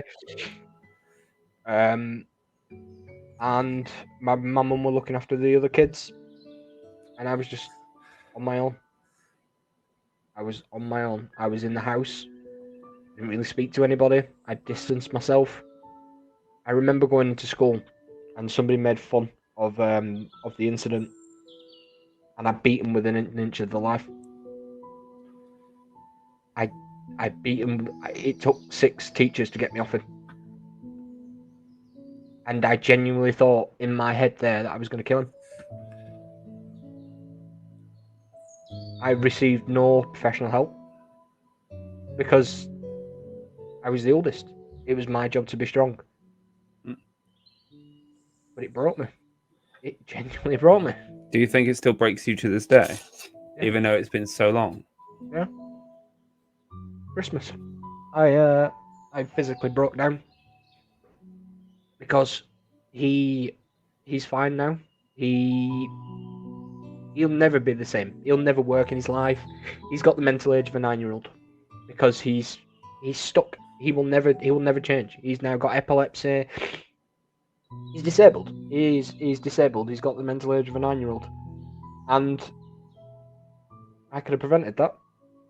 I don't think you could. In my head, I could have prevented that. I just to say, and this is the bit where I don't like about this show, is like I'm as blunt as they come, and you know that, Jordan, and I understand that feeling, but you have to get out of your head that you couldn't have prevented that. I know that you feel like that, but you can't keep that locked in your head. I remember it was about a week later. It weren't even a week later. It was a couple of days later, and we had the press coming round. And they was asking questions, and I honestly just ignored them. But the one thing that always stood for me is the reporter always turned around to me and said, "You saved your brother's life." But I think the one thing that hurt the most is ringing your mum and saying that. Yeah, I can imagine. That was awful. Mm. That was awful. Teddy Chef has come in with, were you offered help, or did or did you refuse it? The thinking thinking that you have to be strong. Like, were you offered, or did you did you refuse it? No, you weren't offered. Wow. No. I was 14. I'd just gone through that. I was sent to anger management as a teenager because I was angry. But I was never offered it. It was hard. It was tough. Karen. Sorry. So there was a court case that happened because obviously my brother will never work. He's physically disabled. Of course. And they brought the solicitor in, and he got my brother help. He got my brother, but this is the difference in society. Mm-hmm. People back then didn't care about mental health. Yeah. It was 11 years ago. It's not as bespoke. Yeah, it's not as bespoke as it is right now. 2010.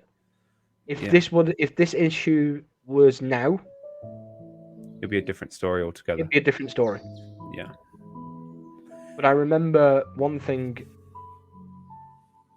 clear as anything, and I walked my brother home, and obviously everybody knew about it. I kept telling my brother not to look at me, and as we got to So the street he got run over was here, and our house was on the next street along. So it was literally a street away. weren't a long walk at all.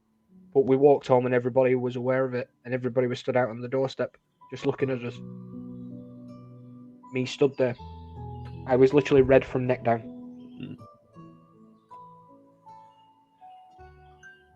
Yeah, and the police asked to take my clothing for evidence.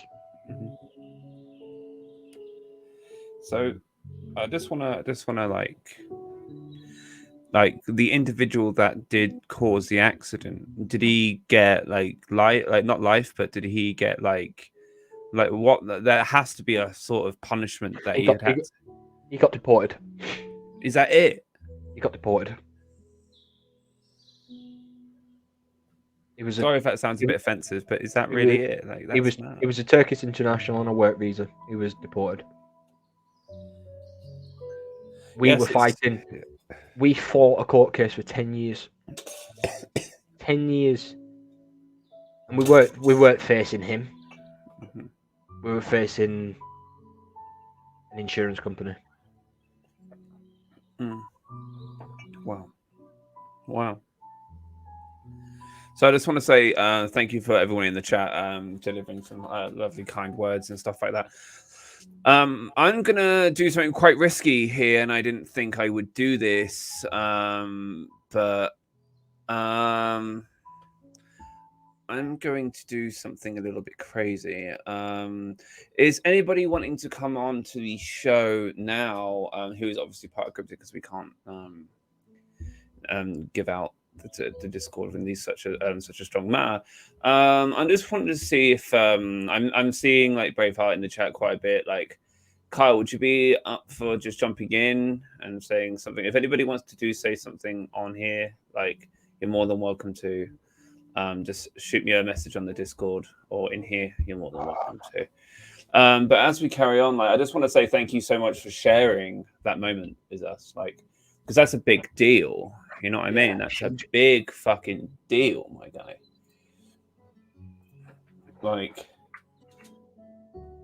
it's difficult. Like, it's immensely difficult for something like that. Like, so do you think that affects you now? Like, affects you as a businessman as much as a character, as much as a person?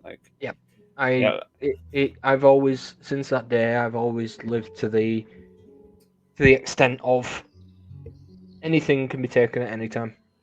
Nothing is certain, nothing is absolute, and this is why I was more disappointed in myself with the WWG situation. Yeah, no doubt. Okay, Jordan, I'm going to ask you to shout throw Declan, MOD, and Braveheart. Just come in and like say how you feel about this, what the piece of information you've had, and maybe offer some guidance.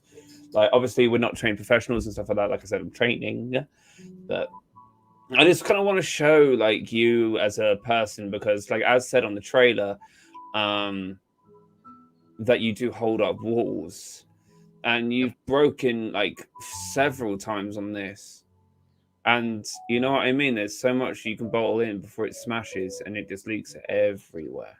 Yep. You know, and like have you shooted it?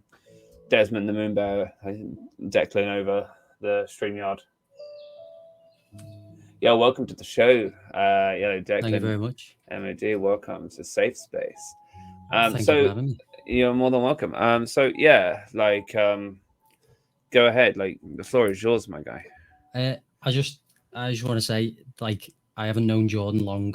Just past a month on having met him. But he is genuinely one of the most down-to-earth, genuine, like, nice guys. And honestly, from listening, I posted in the chat there as well, and I'm happy to say it here. Please, I've never been in that situation. I can't imagine how you feel, but please do not blame yourself. You said yourself there that you were told, like, you've just saved his life at 14 to act that instinctively. And literally to save somebody's life. Me at 14, I'd have probably been like a crying mess. Like, you need to be so proud of yourself and wear that like a medal. Your brother literally owes you his life, and I'm sure adores you to pieces and wouldn't be here without you. And you just you just need to be so proud of yourself for A, that, and B, coming through everything that you've come through. It's been an amazing insight listening to what made you who you are, what got you to where you are now, and what created Kryptic for you. And you should just be proud of the family you've made, man. Just from reading the chat, everybody's got your back. We love you to bits. I appreciate it. And just know that any of us are there at any time that you need. As Dan said, we're not trained professionals. We don't know the ins and outs of mental health or anything like that. But as much as anything, just talking to someone can be all you'd ever need. Just somebody to listen, even if they're not offering anything back to you.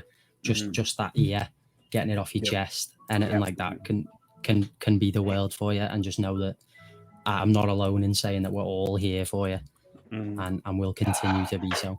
Thank you, man. Thank you for those kind words, my guy. I'm going to jump you out, but thank you, Declan, for coming on and saying much love. Thank you so much. Yeah, thank you, Declan. That was this is what I mean. You know, like it is the hardest thing to talk about something like this. Like, you know, but once you let someone in, or when you let a moment that has caused you so much pain just to slip your mind and allow the mind to talk, it can go one of two ways. Yeah, it can come with criticism, but then it can come with support. And this is what you need to allow yourself with. You need to allow this to happen sometimes. And I don't think, Jordan, you allowed yourself to do this sometimes. I didn't. You know what I mean? I didn't for ages. I always pushed it to the back of my mind that there was something wrong. And looking at Titch's question there, with the recent diagnosis of PTSD, have you offered? I got counselling through Mind. Incredible service, honestly. Which is, we at Kryptic, when we opened, we said we're going to do a charity month, and we said we'd do 4 charities, and the first one for me is Mind. Yeah, Mind. Like me and Titch know about Mind quite well. We spoke as a representative from Mind.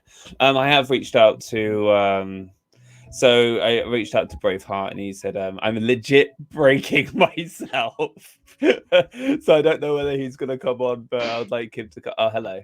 You're literally breaking yourself. Mate, I'm broken. And that's no word of a lie.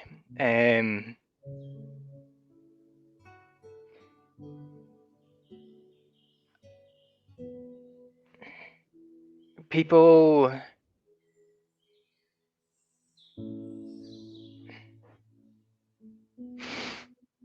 Jordan, you are probably the most stubborn person that I've ever met. Right? And I think 90%, in fact all of Kryptic and everybody out with that support Kryptic will agree with me. That to go through everything that's been there, to go through some of the conversations that we've had in DMs, whether that's private chats. I mean, I still remember a very late phone call that we were still in a call till about 5 o'clock in the morning with a few individuals and you said that the group that sat in there with you was probably the last group that you expected to be in that phone call with you. And I'm so happy that you picked up the phone with us. And I need you to remember that you're a lot stronger than what you hold yourself up for. And I think everybody in the Twitch chat now will turn around and tell you the exact same thing. Facts. And it takes great, and I mean great courage to sit in the seat that you're sitting in just now. It's hard, man. Thank you, It's hard. Carl. Thank you. Appreciate it, dude. Honestly. Thank you. No Thank you so problem. much, Carl. Thank you. It means a lot. I know that you're breaking yourself and you to come on here. I know, like that was wild. Thank you so much, Carl. Thank you very much. Thank you. Cheers, dude. See you later, man. Like, so do you kind of see where, like, what you've allowed yourself to open up to and how this actually matters to people now? I'm proud of what I've achieved. Mm-hmm. I'm a proud person. I'm a perfectionist. Mm-hmm. That's probably one of my biggest downfalls. Mm-hmm. I'm a perfectionist. I hold people to a high standard because that is the sort of person I am. Mm-hmm. But it weren't just the incident for me that the incident was a big turning point. Mm-hmm. The thing to me, the one thing that was taken away from me that nobody even knows about is I should be a dad. Mm-hmm. This hits me so hard. Sorry, this hits me so hard. So, I was seeing a girl. I was friends with her sister, and we got set up. Anyway, we found out she was pregnant, and she sent my mum. She sent me the screenshots of the scan, everything, and we was genuinely preparing for me to be a dad. And we obviously worked together. We obviously had a big bust up because, but that is my biggest regret. I should have, and it's scary to think, like from a humour side, like to try and see a silver line through dark clouds and stuff. It's scary to think another me, but there isn't a moment I don't think about that. There isn't a moment that I don't think, what if, because that was taken away from me. It weren't a miscarriage. She did it out of spite. She didn't. And I know abortion is a very, very touchy subject, and I apologise if I offend anybody. And I know everybody says it's the woman's choice, but she didn't even take into consideration. I genuinely rung her, and I rung her mother, and I said, have the child and give it to me. You don't have to have the child. I will physically... That child will want for nothing. That child will want for absolutely nothing. You don't think that you can have that child? Fine. But it's a life. If you don't want it, fine. Have the child, give it to me. And again, like I said, abortion is a massive, massive thing. Mm-hmm. And I actually thought that my life was on a good path when I found out I was top of the world. I was skipping down the road. I was dancing. I was smiling again. That was me. And then I got a phone call off her sister saying I've still got the picture of the scan in my phone. It's what it is. That is my biggest regret. I'm proud of everything. My failures, my great things I've achieved, my mistakes, I'm proud of them all. That is my biggest regret. That is my biggest regret. Like, I need to kind of compose myself because as we were talking about this prior, some of the subjects we were going to talk into, I've got the list here. Like that was probably the one that was going to hit me the most. And yeah, I had a bit of that. Try to compose myself. Again, thank you for sharing it. Like, I've got something from Blue Badger here. Like me and Kara feel for you on this subject. Kara was pregnant and we had to abort, unfortunately, and still think about it. So think about the future we could have had. It's a hard one because it's something so powerful in such a small amount of time. You know? Yeah. Sorry, I'm just. No, it's I okay. don't normally get like this because I try not to. I try to keep myself at a level head.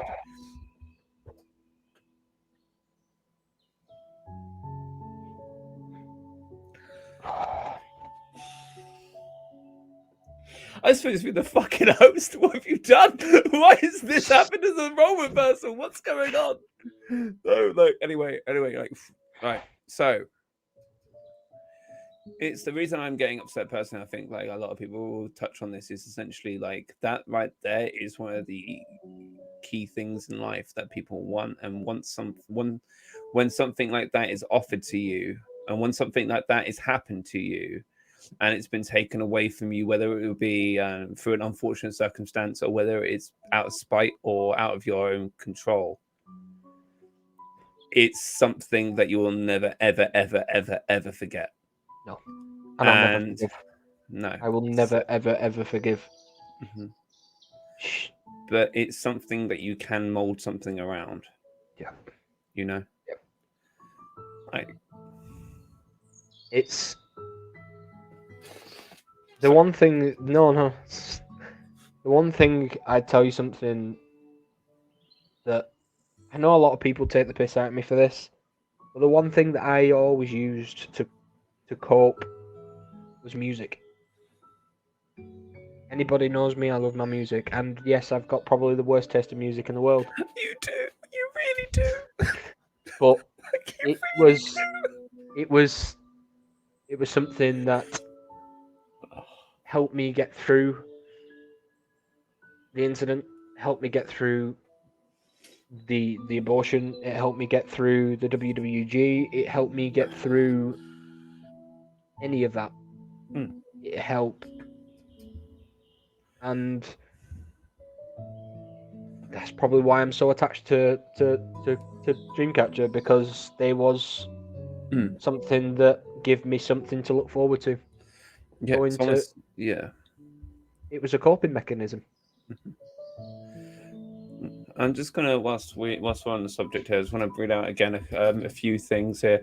I need to go up. Jesus, trying to follow this is actually an interesting one. So,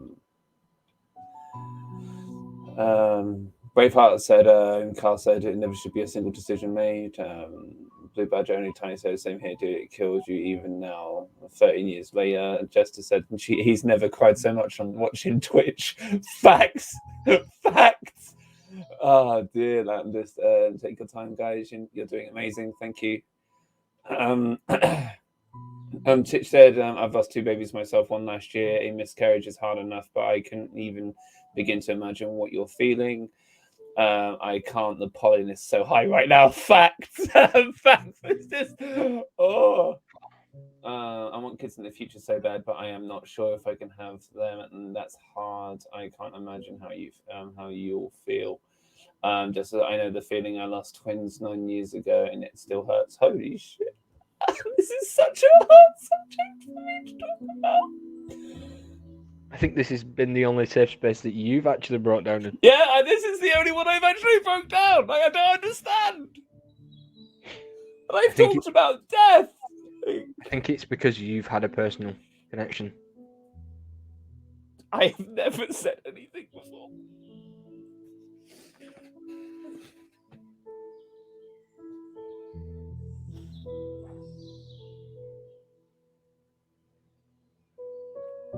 But it's one of the reasons why I'm gay. It's one of the reasons why I'm gay, because I lost someone.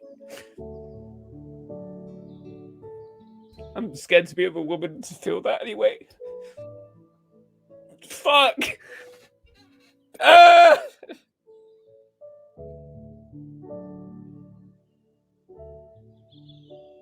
Anyway, enough about me. I don't want to. I can't reveal too much because it's not my time. It's not my place. But I can respect you, man. I can respect you and what you're talking about. You know, I can get like it takes a lot of things, and that's it's close. And oh shit! What the fuck? What I know we're gonna end this very, very soon. Yeah.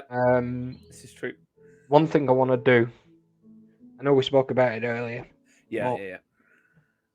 I wanna get as much love in chat for Eve Ashton, who Yeah, obviously yeah. did lose a life because of PTSD. It isn't something that's easy to deal with. Agreed. It eats you away. Like I've not just had to deal with that. I've had to deal with insomnia. I've had to deal with all that. But I want people to show a bit of love for a young girl that went to just visit a concert. I never knew her personally. I don't know her family, but just thinking what they are going through right now, I know what she was going through. And I think Graves right. Yeah. KG, stand with you. Yeah. So out of respect, what we're going to do now, I don't know whether you want to make it a black screen at all or something like that. Like we did on the mental health thing when it comes to the Orlando shooting, in the same respect, as not just us doing it as an organization, as a show, as some safe space and stuff. I just think as somebody who has suffered from PTSD, showing love for somebody who is showing and has showed and stuff like that. I think it's about time that we appreciate that and have a minute silence, just out of respect. And so in a minute we're gonna have in a moment we're gonna have a minute respect and a minute silence. So if we can do us a favor, if there's no comments, obviously if people are arriving late, just be respectful. Carl, if you can do just keep an eye on that'd be great. But yeah, so whenever you're ready, Jordan, like I'm down.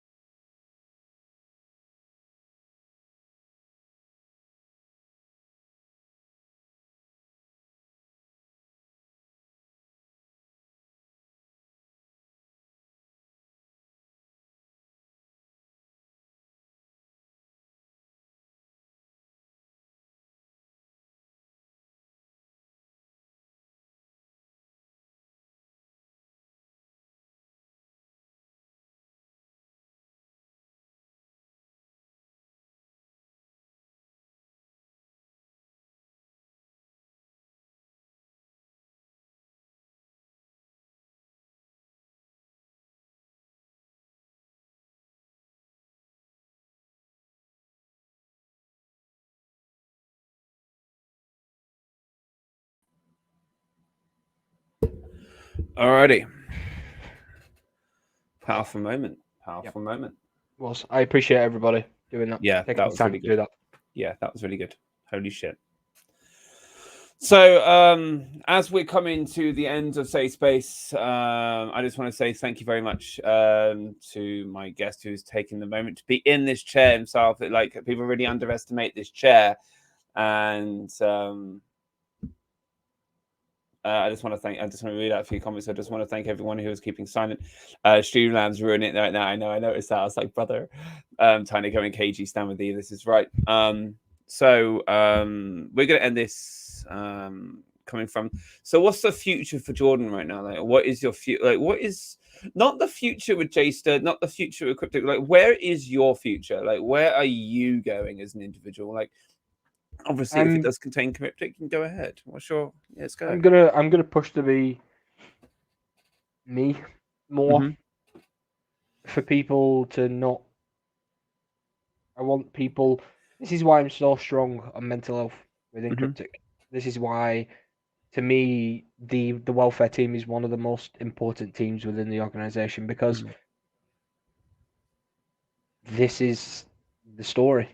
This was the story, and I will always stand by mental health needing support in sports, in esports, in workplaces, and I will continue to push awareness, Mm-hmm. mental health. I will continue to push. I will use every single resource I have available to make sure that mental health is being spoken about, Mm-hmm. is being talked about in a way, and more awareness is being brought forward, Mm-hmm. that people can reach out and speak. You Yeah. know what I mean, to people and seek professional advice. I wasn't lucky enough to get professional help until I was actually diagnosed. Mm-hmm. To be completely honest with you, the solicitor failed me as a child. Mm-hmm. He failed my brother because he was there, he witnessed it. Mm-hmm. It's as simple as that. But I'm 1,000,000% dedicated to Kryptic Gaming. Mm-hmm.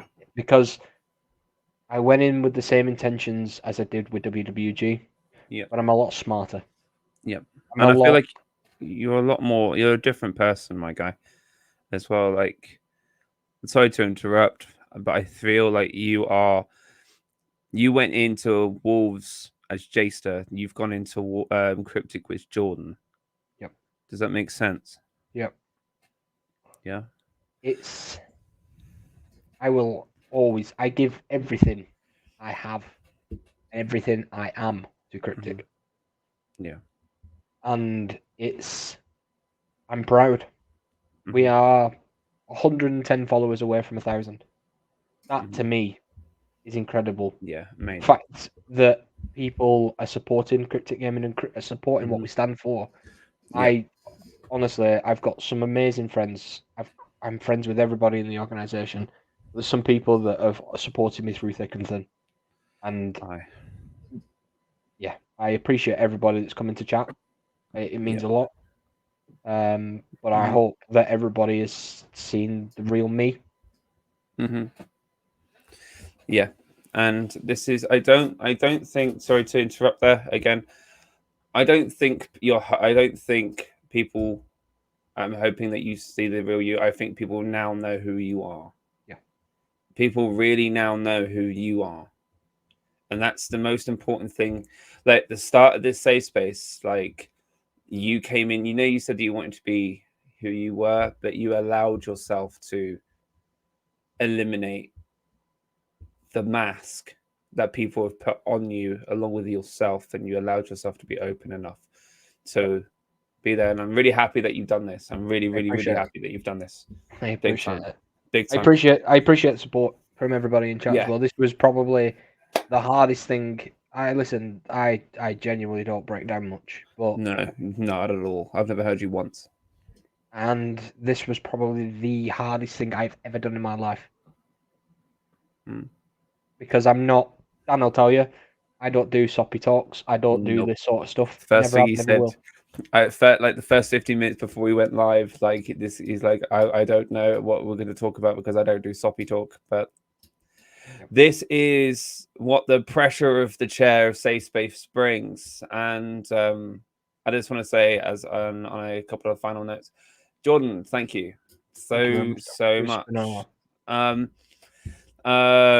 So after the show is ended, I'm going to be, I don't know whether you're going to be doing, I'm going to be in the Discord channel if anybody who does need any welfare chats. I've got to do a meeting after this. You're going to go do a meeting, Christ almighty. I'm just going to read out a final few comments here. Jester says, I don't even know how to talk to find it easier just to store it. That's never good, my guy. If you do need someone to talk to, just let us know. Let me know. Trust me, storing it, as you've just seen tonight, is the worst thing you can do. Yeah, big time. When you open up, it's one of the best things you can do. You ain't the only one, bud. From Gaz the Viking as well. Tiny's coming over some the love everyone hashtag we are family with Declan as well. Sorry if I couldn't read all the text messages. Jordan, I consider you as a brother. We love you. Nothing utmost respect to you.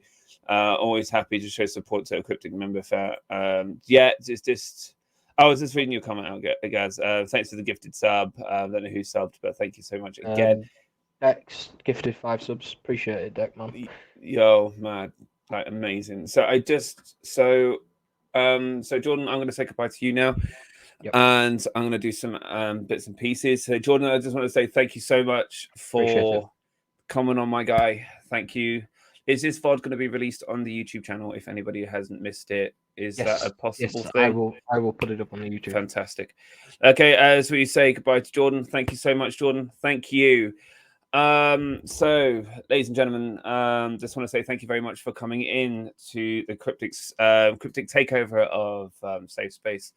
If you have been affected by any things that we have talked about tonight, just know there are a lot. We do have a welfare team. We are not professionals, but we can put you in the right directions and stuff like that. And if you guys, if anybody else wants to be on Safe Space, Safe Space is now found a home, which is Kryptic Gaming. And yeah, if you want to be part of the show, let me know. And obviously, you've seen what it looks like now. Like, again, a huge shout out to everybody in the chat. Everyone, like a huge.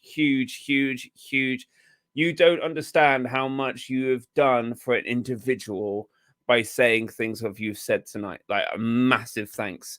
So guys, I don't know who we're going to raid. I'm going to leave that up to Jordan since he's been on the hot seat. But guys, make sure you stick around. Make sure you hit that follow button on here. And guys, I've been your host, OhHeyGaymer. Just remember to stay true to yourself, and always remember that there's nothing wrong about talking. Like talk to anybody. Make sure that you talk, which is really important. Thank you, Tony, for the love. I appreciate you guys. Thank you. Right, I've been OhHeyGaymer. Start the raid. I don't know who we're raiding, but let's go there. Private chat. All right. Okay, I'm getting two. All right. No one's live. All right, then. We'd actually, yeah, that's a fair shout. Why didn't we? Okay, well, no one's live, so everyone's been here. So that's it, ladies and gentlemen. Thank you so much. And if you want to be part of OhHeyGaymer's Safe Space, let me know. We're going to be in Discord General or Discord VC. Love to see you there. We're ending in 3, 2, 1, and